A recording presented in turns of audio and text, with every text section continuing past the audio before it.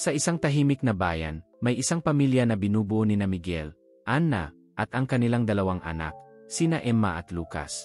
Bukod sa kanilang simpleng bahay, nagkaroon din sila ng isang matapat at mapagmahal na alagang aso na pinangalanan nilang Mats. Si Mats ay isang golden retriever na agad na naging bahagi ng kanilang pamilya mula pa noong siya ay isang tuta. Mula sa unang araw na dumating si Mats sa kanilang tahanan, agad niyang nakuha ang loob ng buong pamilya. Si Emma, na noon ay 7 taong gulang pa lamang, ay naging malapit kay Mats. Tuwing uwi siya galing sa paaralan, laging sasalubong si Mats sa pintuan. Umiikot-ikot ang buntot at tila nakangiti. Si Lucas naman, na 4 na taong gulang noon, ay natutunan ang maraming bagay mula kay Mats, kung paano magmahal, mag-alaga, at maging responsible. Ang bawat araw kasama si Mats ay puno ng saya at pag-ibig. Madalas silang maglaro sa bakuran, tumatakbo at nagtatawanan habang habol-habol ni Mats ang bola na itinatapon ni Lucas.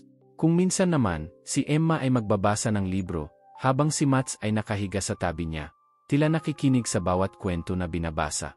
Lumipas ang mga taon at lumaki na ang mga bata, ganun din si Mats. Sa kabila ng kanyang edad, nanatili siyang masigla at matapat sa kanyang pamilya. Ngunit dumating ang isang araw na napansin nina Miguel at Anna na tila nawawala na ang sigla ni Mats. Nagsimula siyang magkasakit at kahit na dinala nila siya sa veterinaryo, sinabi ng doktor na malala na ang kalagayan ni Mats. Matapos marinig ang balita, ang buong pamilya ay nabalot ng lungkot. Alam nila na darating ang araw na kailangan nilang magpaalam kay Mats. Pinilit nilang gawing espesyal ang bawat natitirang araw ni Mats. Kasama nila siya sa bawat picnic, sinama sa mga lakad, at binigyan ng mga paboritong pagkain. Isang umaga, hindi na bumangon si Mats mula sa kanyang kama. Si Emma at Lucas ay nasa tabi niya, hawak-hawak ang kanyang mga paa habang umiyak.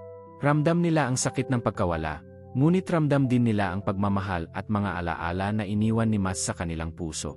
Si Mats ay hindi lamang isang aso, siya ay bahagi ng kanilang pamilya, isang kaibigan, at isang guro ng pagmamahal at pagkakaibigan. Sa mga sumunod na araw, ang bahay ay tila naging tahimik. Ngunit sa kabila ng kalungkutan, napagtanto ng pamilya na si Mats ay patuloy na nabubuhay sa kanilang mga alaala. Ang bawat tawanan at saya na kanilang naranasan kasama siya ay hindi kailanman mawawala. Nagpatuloy ang buhay ni Miguel, Anna, Emma, at Lucas. Sa tuwing naiisip nila si Mats, isang ngiti ang sumisilip sa kanilang mga labi, tanda ng walang hanggang pasasalamat sa alagang asong naging bahagi ng kanilang buhay. Ang kanilang kwento ay patunay na ang pagmamahal sa isang alaga ay walang kapantay, at ang alaala nila ay mananatili magpakailanman.